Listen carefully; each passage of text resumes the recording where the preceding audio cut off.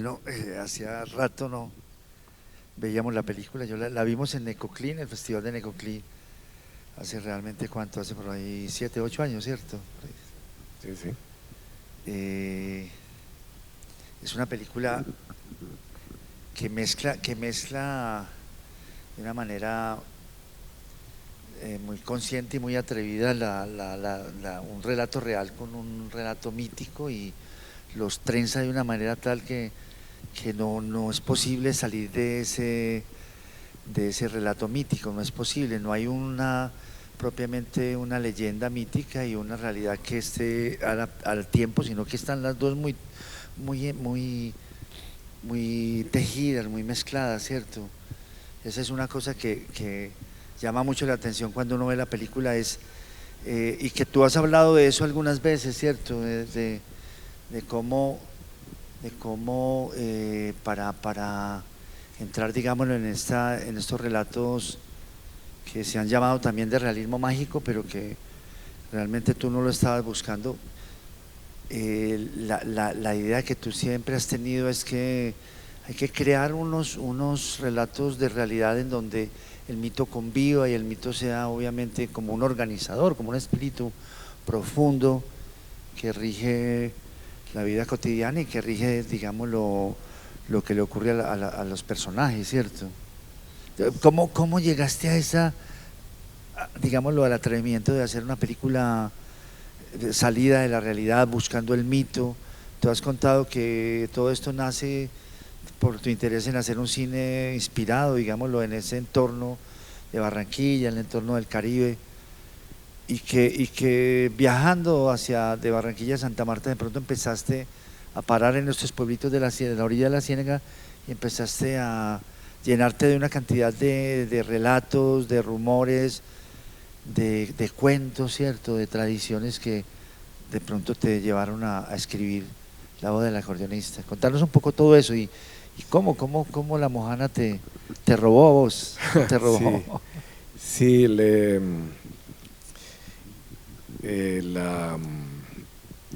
yo viajaba así por ahí, siempre paraba en esos pueblitos que tienen como una estética muy particular, ¿no? O sea, tienen una forma de decorar las casas, como una arquitectura y un interior muy particular.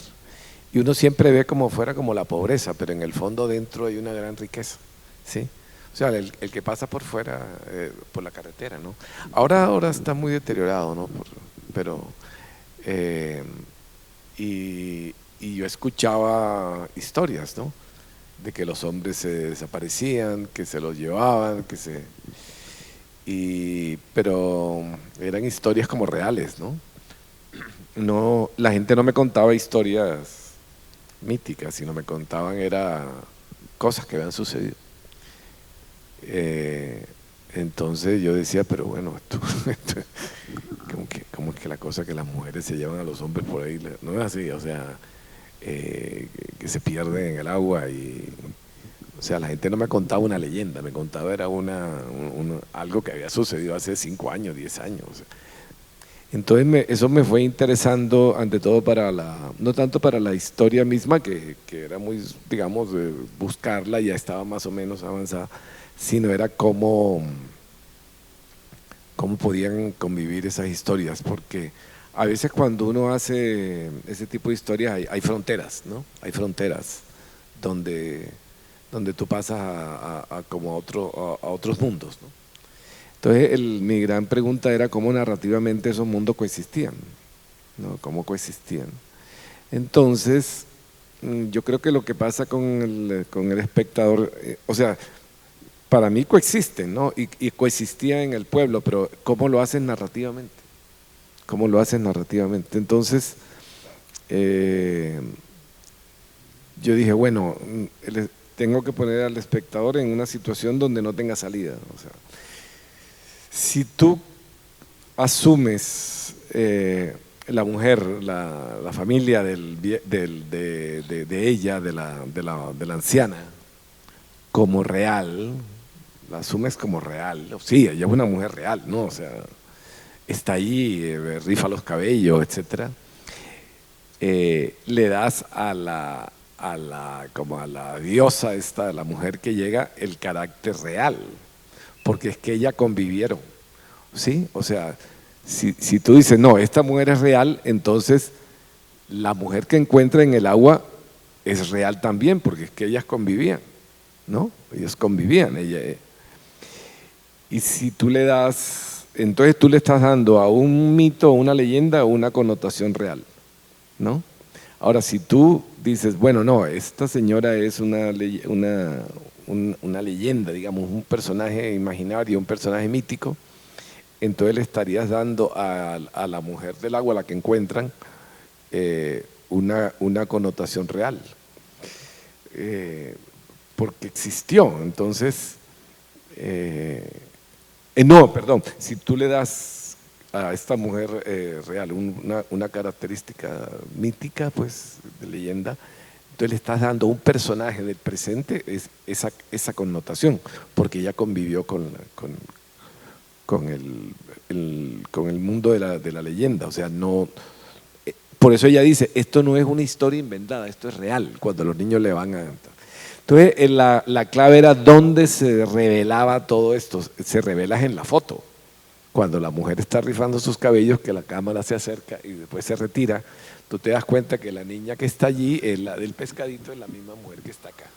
Entonces, ahí digamos que se unen digamos que en ese zoom y zoom back, se unen los dos mundos, ¿no? Ahí es donde uno dice, si es que esto, pero si esto es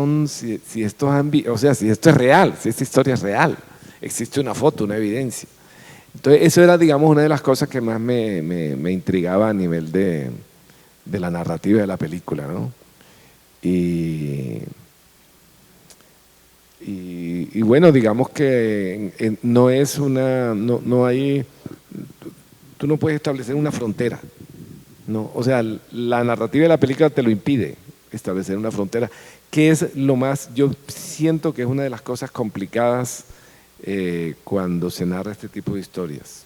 Que en realidad yo no es que estuviera haciendo realismo mágico, porque en realidad no existe como tal, es más bien narrando una historia mítica. Pero cuando se narra ese tipo de historias en las cuentos de Gabo y todo, casi a veces entra en ese problema, ¿no? De que en un momento se desprende de la realidad y resulta que en el mismo mundo de García Márquez todo eso convive, ¿no? El asunto es que en la literatura lo puedes hacer, pero en el cine entonces es más complejo, ¿no?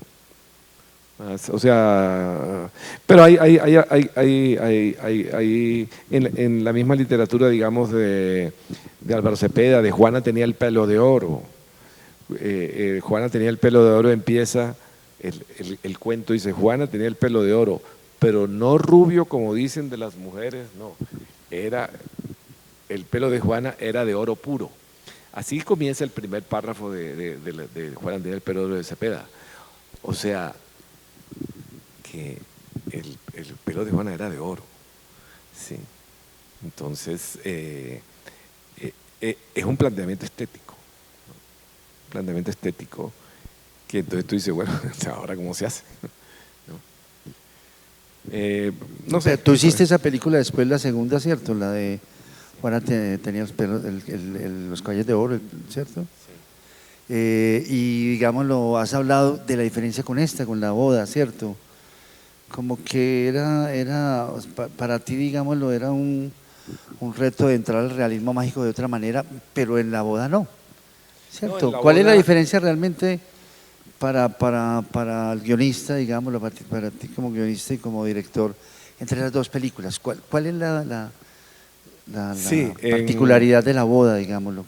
Sí, una vez la película me invitaron en una muestra que había a la Universidad de California y yo le pregunté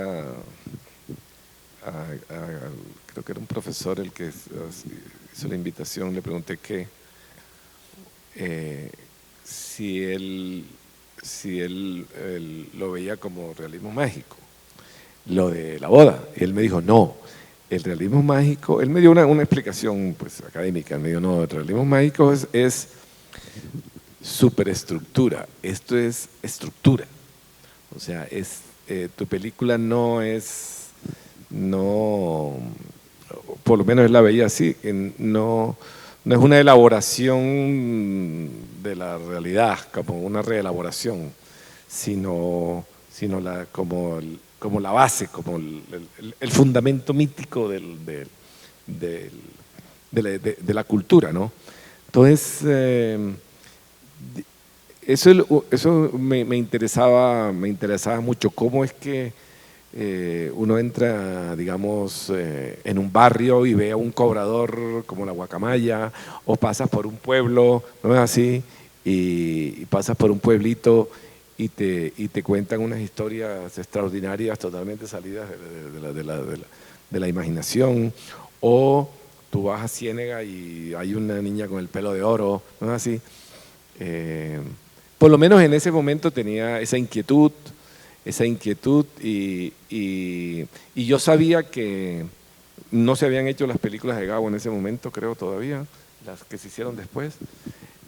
Yo sabía que había a nivel cinematográfico como una inquietud mía por abordar allí algo que la literatura ya había resuelto. ¿Sí?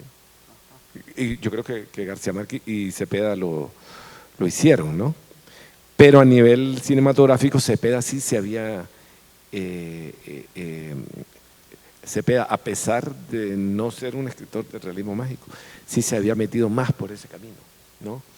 Es algo, a pesar de ser Gabo tan estudiado, yo creo que todavía en nuestro cine colombiano, ¿no es así? Todavía no hemos abordado con seriedad, con profundidad narratológica ese tema, ¿no? Todavía estamos en el campo ¿cómo se llama? Descalificación de las películas, ¿no? De Gabo, no funcionan, sí funcionan. Todavía estamos en ese ámbito, no del estudio narratológico de ese tipo de literatura. Cuando esta película se hizo en el 86 y tú fuiste, creo que ese mismo año a- al Festival de La Habana y ganaste el premio a Ópera Prima, ¿cierto? Que fue, digámoslo, un premio pues muy importante para el cine colombiano en ese momento. Y en el jurado estaba Jorge Amado. Jorge Amado, pues cierto, que es un hombre muy cercano a este tipo de imaginación. Y el hombre, ¿qué fue lo que te contaron? Que me habías contado en algún momento. ¿Qué fue lo que dijo Jorge Amado y por qué le dio el premio? Según parece, él la vio, dijo, esta es la ganadora. Sí, Amado, y estaba Margot Benacerraf también, ahora que le están haciendo un homenaje en Madrid a Margot.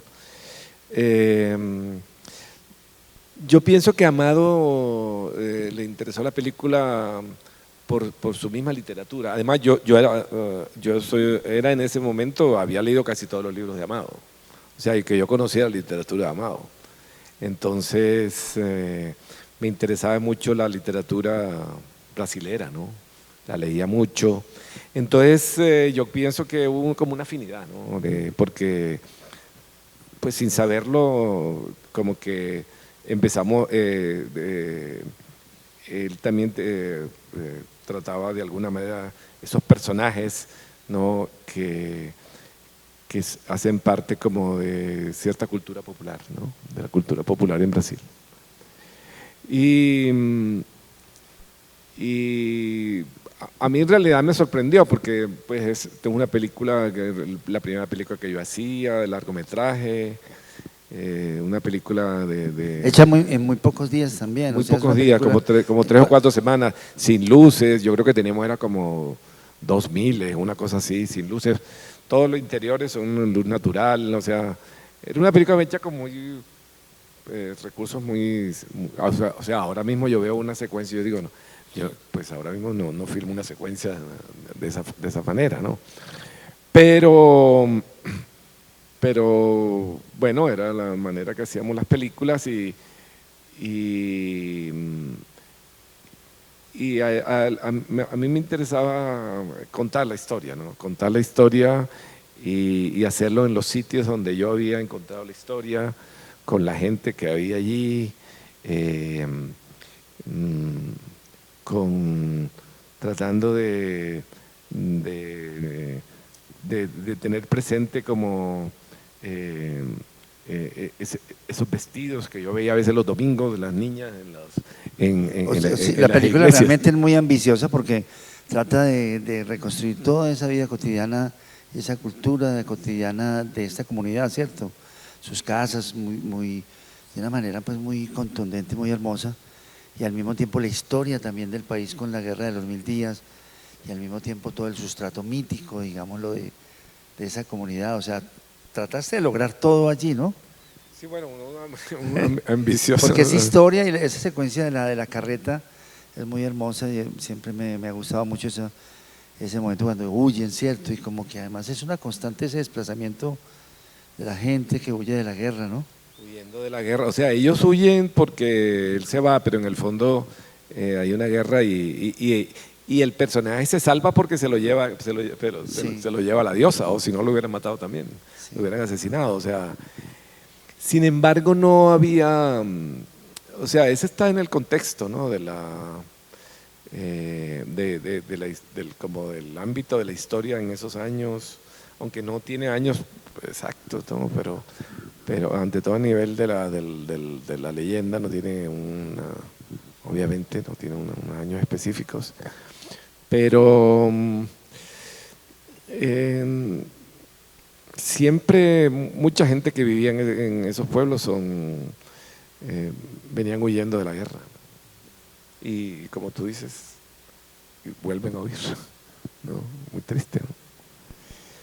Y ya después o sea, yo después ¿Qué dijo hice la película. gente? ¿Qué dijo la gente sobre todo ese grupo de escritores costeños, digamos, lo que es que han indagado tanto sobre el realismo mágico y sobre el mito y el relato? ¿Qué te dijeron cuando vieron la película? La gente se sorprendió, me imagino, muchísimo. Sí, la película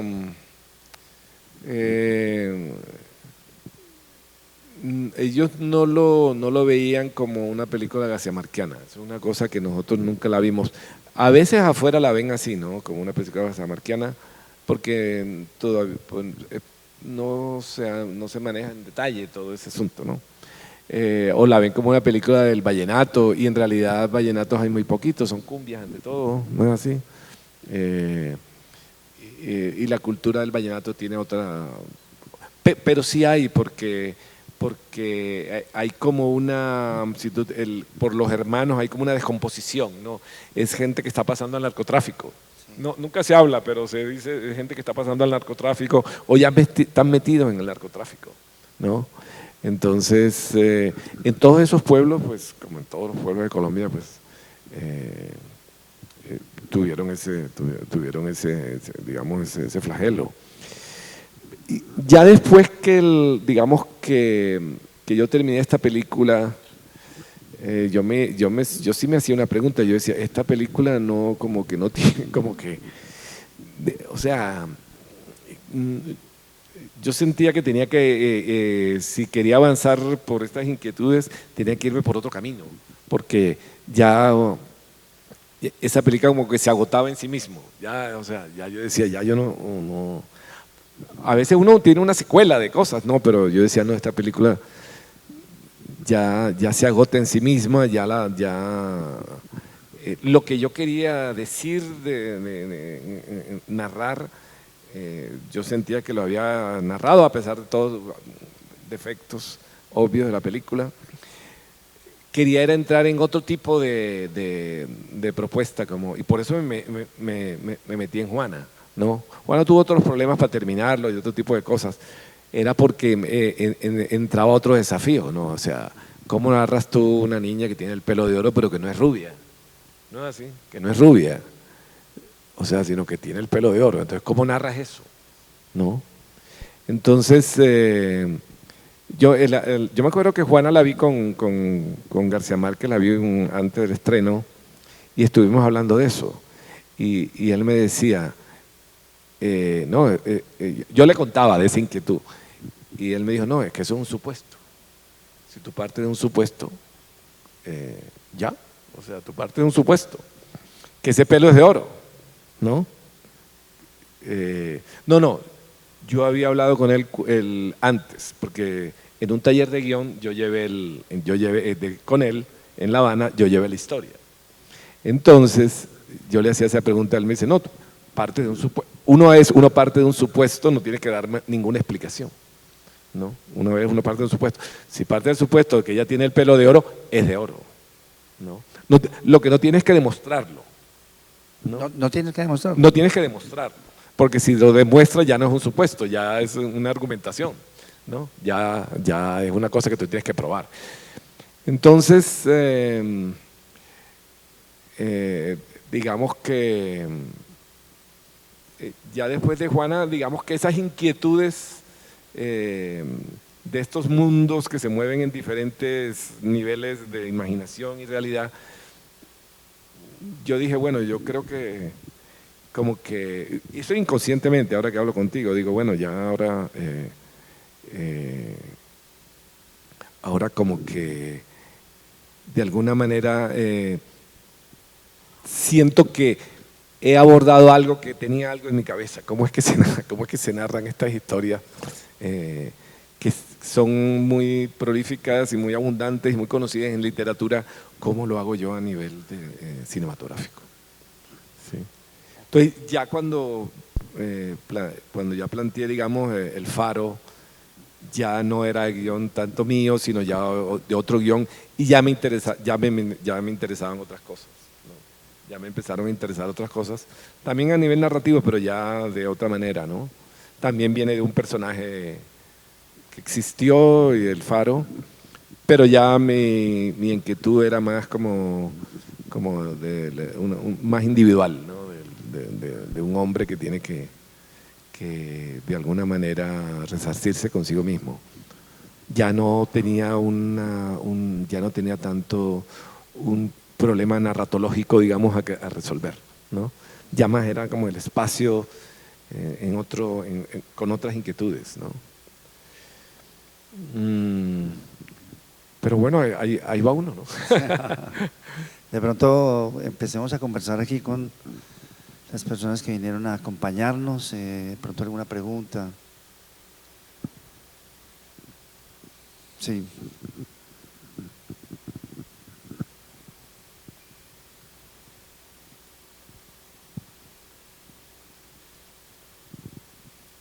Una buena noche, maestros, a todos los que asistieron al evento.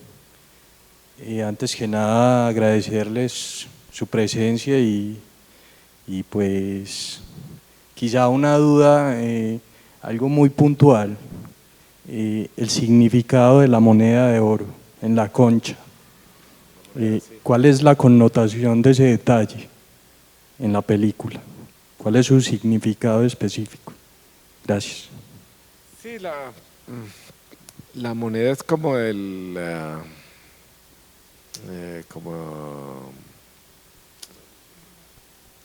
como es un regalo, pero es un regalo que tiene un valor, ¿no? Un valor de cambio. Es como, permite que ella se quede, ¿no? Permite que ella se quede porque la moneda es una promesa, ¿no? En el fondo es una promesa de que si ellos la usan podrían cambiar sus vidas, ¿no? Entonces es una manera de ella de ser aceptada, ¿no? De ser aceptada. Y por eso es que ella dice que, la hermana al final dice que eso fue lo que en realidad permitió que su hermano se desapareciera, ¿no? Porque ellos se dejaron engañar por la moneda, ¿no? O sea, la aceptaron por la moneda. Tal vez sin la moneda no la hubieran aceptado o la hubieran cuestionado. Y bueno, a veces en la cotidianidad a veces existe eso, ¿no? En la cotidianidad siempre el dinero es una promesa, ¿no? Cualquier promesa siempre es una forma de que tú de que tú te extravíes, ¿no? En algún momento. Algo así, ¿no? Yo que estuve leyendo el guión que me pasó Pacho, que es un guión muy lindo, en el guión uno siente lo mismo de la película, y es que es un objeto que la conecta a ella con un mundo mágico porque ella realmente viene de un mundo mágico, porque después ella es la Mohana, ¿cierto? Entonces es como una señal de entrada de que ella viene de un lugar mágico. Así lo entendí yo, pues. Sí, la concha. Lo que pasa es que ahí volviendo a la boda, y bueno, lo que plantea es que el mundo real, como decíamos nosotros, está conviviendo con el mundo real, al mismo tiempo está conviviendo el mundo mítico, en el mismo momento. O sea que no hay diferencias. O sea, esos son mundos que coexisten, ¿no? Que coexisten. No son mundos que coexisten solamente en la imaginación, sino en el acontecer, en la cotidianidad, ¿sí? Entonces, eso era lo que más, bueno, pues yo vengo de esa cultura y lo que más me llamaba la atención, inclusive ahora, ¿no? Inclusive ahora hablando con estudiantes, a veces hablo con estudiantes míos y yo digo, bueno, este tipo no me está contando una cosa de su casa o de su pueblo que es casi lo mismo. O sea que no es algo que ha desaparecido, sino son mundos que coexisten, ¿no? Que coexisten y que porque nosotros a veces lo que vemos, no es así, como en el mundo, digamos, cotidiano que tenemos alrededor, es donde las ambiciones de las personas están muy, digamos, normatizadas, ¿no? Quieren una casa, quieren dinero, ¿no? Así está como muy normatizado. Pero una vez uno se aleja como de estos centros urbanos donde el capitalismo está muy arraigado, esa cultura, empiezan a entrar otros deseos, ¿no? Otros niveles de entendimiento y que no están normatizados por ello. Yo creo que el dinero entra ahí como una cosa así, como tú dices, viene de un mundo mágico con eso, porque habla un idioma, pero la película se está dando en una transición, porque es que ella quiere irse de ahí, ¿no? Así, o sea, ese pueblo está en una transición y ella quiere urbanizar, ella quiere ir a un mundo urbano, ¿no? ¿Por qué? Porque porque son pobres, porque no son considerados, porque no son considerados gente, ¿no? Entonces ella quiere pasar al otro tipo de cultura, digamos, a otro tipo de espacio. Sin embargo, ya obviamente es otra interpretación, lo que hace el mito es lo contrario, ¿no? Es tratar de mantener a esos personajes dentro del mundo de la naturaleza, ¿no? Por eso es que se mete el tema del agua, ¿no? Donde se le llevas al agua, ¿no? No lo desaparece en otro ámbito. Entonces, es un mundo que está como en esa transición, ¿no? Y que todavía existen esos, digamos, esos dioses, esas diosas, que todavía existen, todavía la cultura permite que ingresen, ¿no? Que ingresen a la cotidianidad, ¿no? Como en este caso, para preservar de alguna manera en la naturaleza, ¿no? Preservar al hombre ahí como en la naturaleza. Todavía esa cultura lo permite, ¿no?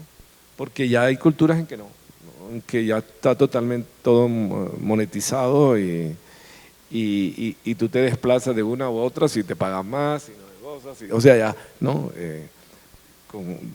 Con la normatividad de la cultura que nosotros convivimos, ¿no? La religión media un poco, uno revivió un poco, pero en la medida que nos alejamos de los centros urbanos, inclusive en los mismos centros urbanos, en ciertas áreas, y a veces no, yo creo que también en la misma mentalidad de las personas. Lo que yo te escribía, a veces hay algo como que en nuestra cultura es como, y yo creo que en el Caribe lo he visto muy fuerte, es como algo que te ordena, algo que te ordena. Hay como una instancia sagrada que te ordena el mundo. Entonces, a veces uno llega a un carnaval y uno dice, oiga, esto es una locura, la gente cree que es una locura, que es un desastre, ¿no? Que es un desmadre, pero en realidad eso tiene unas normas internas muy estrictas, ¿no? Muy estrictas. Es muy raro que por cuestiones de carnaval, digamos, haya homicidios o cosas así, es muy raro. La gente no se disfraza para asesinar al otro. No existe eso.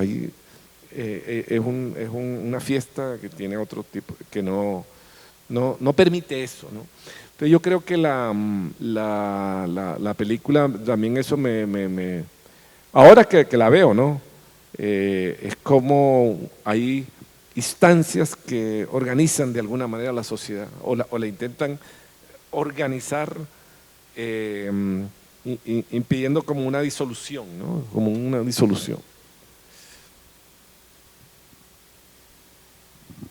Sí, como si fuera una fuerza centrípeta que va hacia la naturaleza, ¿no? ¿Cierto? Ya lo que ella quiere es desplazarse a la ciudad, pero la contraparte es el mito, ¿no? La contraparte es el mito, el que mantiene de alguna manera la cultura y bueno, pues obviamente todo va cambiando y yo a veces el peligro de eso es que uno dice, bueno, no, o sea, no es que te mantenga la pobreza, ¿no? Sino Okay. no es la pobreza, a veces es la riqueza, es como que organice la sociedad como unos principios de alguna manera sagrados, ¿no? Donde no todo se vuelve profano, todo se vuelve, ¿no? Mercancía, ¿no? Sino que hay algunas cosas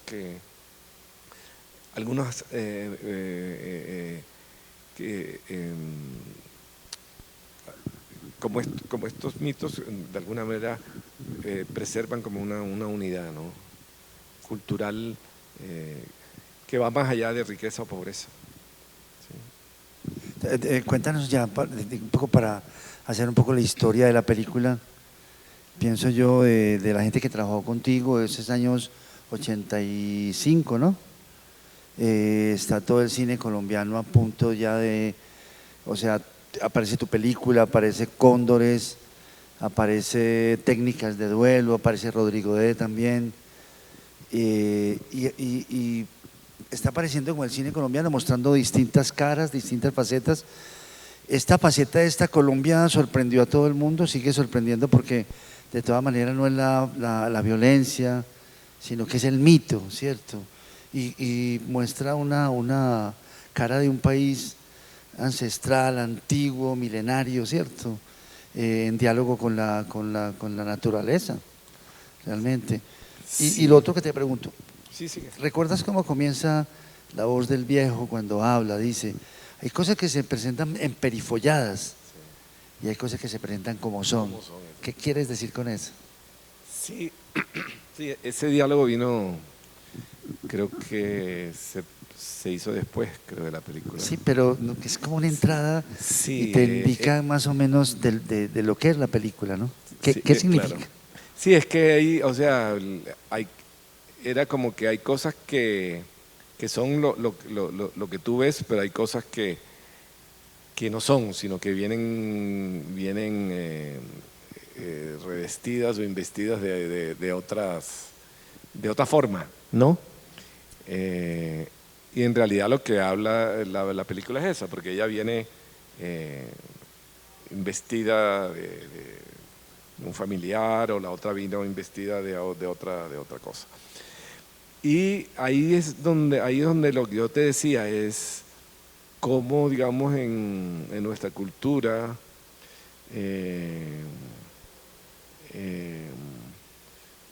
las cosas a veces tienen un valor por lo que por lo que lo que supuestamente son un valor fáctico, pero hay cosas que tienen un valor más allá, que uno lo que diría un valor como cultural, ancestral, que no se percibe, pero que yo pienso que hay que mantener. Yo creo que la cultura lo tiene que mantener, o si no la disuelve, la porque volvería todo mercancía, todo lo volvería intercambiable, ¿no? Entonces, bueno, volviendo a lo que tú me decías, sí, yo en esa digamos que esta película, Cóndor sale que como el 88, algo así. No, yo creo que es antes, un año antes que esta. Sí, que La Boda. 85. Sí, yo pienso que de todas maneras esta faceta del cine es la faceta de Focine. Sí, de alguna sí. manera de Focine, porque esta película se hizo con dinero de Focine, con un concurso de Focine que estuvo San Antoñito, ¿no es así? Que también fue una película que tuvo reconocimiento. ¿Te acuerdas que estuvo en la Semana de la Crítica? Sí. Se hizo, creo que Tiempo en Morir, la Mansión de Araucaima, Rodrigo D. Técnicas de duelo. Técnicas de duelo. La estrategia no viene de Focine, ¿sí? Es como, sí, como Sí, la última película de Focine, pero esa sale en el 93. La estrategia. La estrategia se cumplieron el año pasado 25 años. Pues o sea que mucho después, o sea, 8 años después que 8 años, tú. pues sí. Yo creo que me acuerdo que lo interesante de ese momento era que de pronto sale tu película, que es un mundo, no es así, desconocido. Cuando yo vi tu película, yo la vi en el MoMA en Nueva York. Todavía no la habían estrenado, ni creo que estaba yendo a Cannes, no sé, o no fue seleccionada allí, no me acuerdo bien, pero la vi en el MoMA cuando una selección que hubo. Sí. Y yo salí sorprendido porque era una Colombia que yo no conocía, ¿no es así? Un mundo que yo no conocía para nada.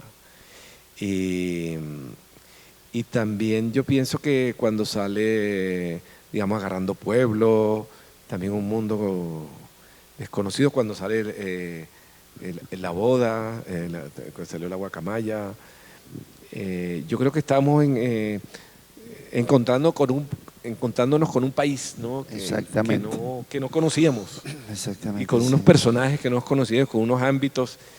Y como reconociendo el poder del cine, sí, en que el cine nos universalizaba con solo poner frente unos paisajes que habíamos visto en otras películas, porque uno viendo tu película, uno recuerda todo ese cine africano y el cine también, incluso a Pasolini, en el sentido de cuando aparece el mito, ya el relato toma como otro ámbito, ¿no? Sí, claro. Entonces el cine como que nos hacía encontrar con el mundo, de que vivíamos un mundo lleno de sentidos que la cámara y el cine nos lo presentaban. O sea, nosotros no sabíamos que ese mundo tenía tanta historia, tenía tanta resonancia, tantos significados, y eso fue lo que nos sorprendió de tu película cuando la vimos.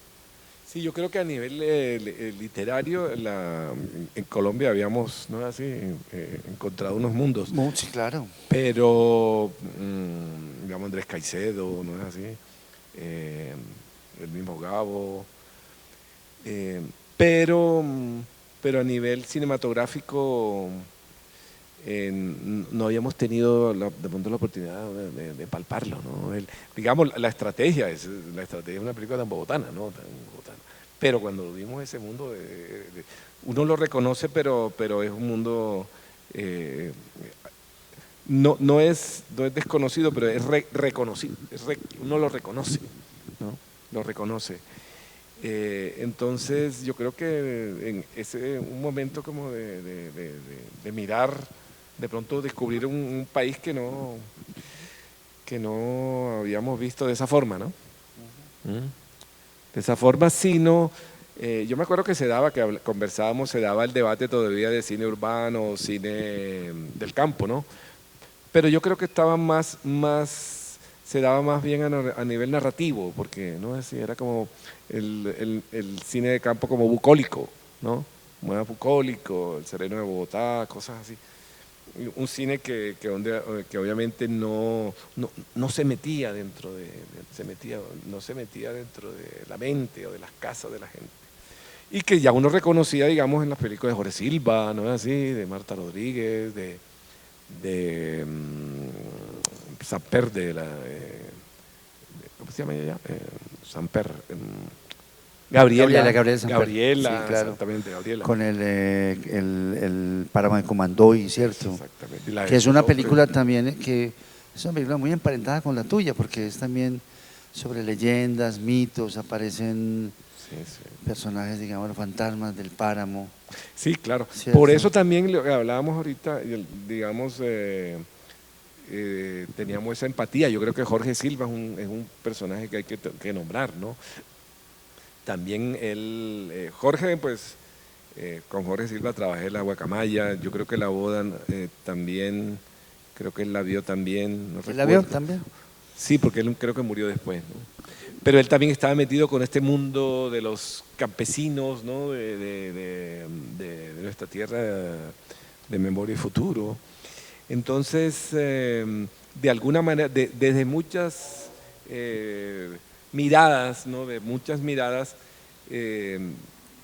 queríamos de alguna manera mostrarnos a nosotros, ¿no? Y mostrar un país también, ¿no? Y lo que tú dices, de alguna manera, fuera también lo reconocieron, ¿no? ¿Qué te decían? ¿Que era Gabo? ¿Qué te decían? Sí, no,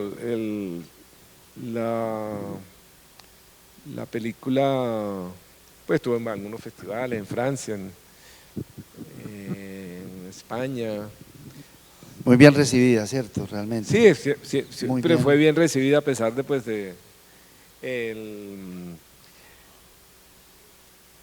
la música le causaba mucha atención a las personas, ¿no? La música. Yo me acuerdo que en Nantes la película se presentó, dime tú, en Nantes se presentó como, digamos, tú a las 6, como a las 3 de la tarde, después se repitió como a las 9. Yo me acuerdo que yo salí en la noche con otras personas, eran como las 12 de la noche, y encontré un flautista tocando un flautica francés tocando la melodía. La melodía de la canción, sí. Entonces yo creo que eso también llamó la atención. Y bueno, seguimos, ¿no? Yo creo que seguimos acá. Está Andrés.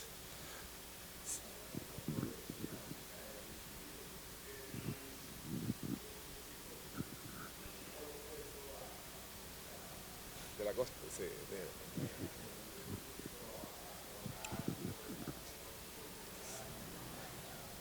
Sí, ese es un tema muy importante porque yo creo que esta película se sostiene de alguna manera la parte mítica porque no es una música fusión. O sea, a mí la música fusión no me gusta, ¿no? Cuando la película la íbamos a musicalizar, ¿no? El productor Fernando me dijo, bueno, ¿y tú qué piensas de la música incidental de la película? Entonces yo le dije, mira, busquemos en la Universidad Nacional, en la Facultad de Música, el músico más raro que exista. O sea, el músico que nadie entienda, o sea, el músico abstracto, un músico que no tenga nada que ver con folclore, que no tenga que ver con nada, ¿sí? Entonces, pues Luis, que es un gran músico, ¿no? Me presentaron a Luis. Y yo le digo, yo quería que hagas una propuesta para toda la parte del mito de la película, y él hizo esta propuesta. Entonces, me recuerdo ahora eso también, porque ahora que estamos en un proyecto sobre Bolívar, ¿no? Yo, o sea, tengo un proyecto sobre el médico de Bolívar, porque a Bolívar, los últimos 17 días que estuve en Santa Marta, la persona que estuvo al lado de él todo el tiempo fue un médico. Y entonces nosotros tenemos un guión sobre un médico. Y también me preguntaba una de las personas que quiere producir la película sobre la música. Yo le decía, mira, esta película es entre Bach y el lumbalú. Y el lumbalú, ¿no es así? Y el lumbalú africano. Yo creo que ahí estaría la música y el tono de la película. Y me recordé de la boda porque volvía, ¿sí? Ahora que con la invitación recordé de la boda que yo decía, esto tiene que estar entre la música abstracta, ¿no? Así, la música concreta y la música folclórica, pero no en la fusión, no en la fusión. O sea, en la música sí no, yo no quería que hubiese como transiciones, ¿sí? Sino, Sí, fusión como transición de lo folclórico a lo Exacto. abstracto. Que la música, digamos, Algo atonal, del Vito pues. fuera una cumbia tratada. Trastocada, no. Emborrachada. Sí, no me parecería que eso hubiera sido un fracaso. Y cuando salió la película y la vio María Emma y la vieron otros, y pensaron en el potencial económico de la película, sugirieron que la música se cambiara, la música de Pulido. Pues yo me negué, y Fernando también se negó, ¿no? Porque ellos querían de pronto una música más fusión. Y yo sí me negué porque me parecía que lo que sostenía de alguna manera ese mundo era un espacio sonoro, un mundo sonoro que no tuviese unas referencias en la cotidianidad. Ya habían demasiadas cosas, ¿no es así?, que interactuaban entre esos dos mundos para tener la música también ahí en ese ámbito. La fusión, digamos, de alguna manera se daba era con el personaje de la viejita. Ella era el eslabón. Ya Sí, no quería lindo. tener otro elemento estético metido en esa conversación. Que sí, ella es el eslabón, él es el eslabón y es muy emocionante, creo que todos lo sentimos cuando ese pasado se conecta con el presente a través de ella, a través de la foto, a través del dije, y uno siente que todas las películas deberían lograr eso. O sea, de alguna manera en algún momento se cruza esos antecedentes que preceden al relato, que son el pasado y que se cruzan con el presente del relato. Sí, como la Y memoria, eso hay ¿no? que lograrlo, ¿no? Me imagino que eso, y uno lo agradece mucho. A partir de ese momento la película tiene como un tono mítico porque la señora de la viejita dice, esto que no vengan a matar aquí a nadie, ella no se ha casado, eso es verdad. Ella explica, Existe, eso es verdad, eso sí. existe. Y desde ese momento como que todo tiene un nuevo entendimiento y es muy bella esa última parte de la película. Claro, Y creo que hay que aprender de eso, ese momento es un momento… Claro. Lo que tú dices, Víctor, es que los momentos en que la memoria, la historia y el presente en cualquier película casi. ¿No? Yo creo que en cualquier película, sí. Cuando se interrelacionan esos mundos, uno de alguna manera lo Sí, agradece, ¿no? sí, sí. Que Juan José Hoyos siempre dice, no sé citando a quién, Juan José Hoyos dice que siempre en un relato o en una película tiene que aparecer como quien dice el reloj, el tiempo, como quien dice, esto viene de antes, va para allá.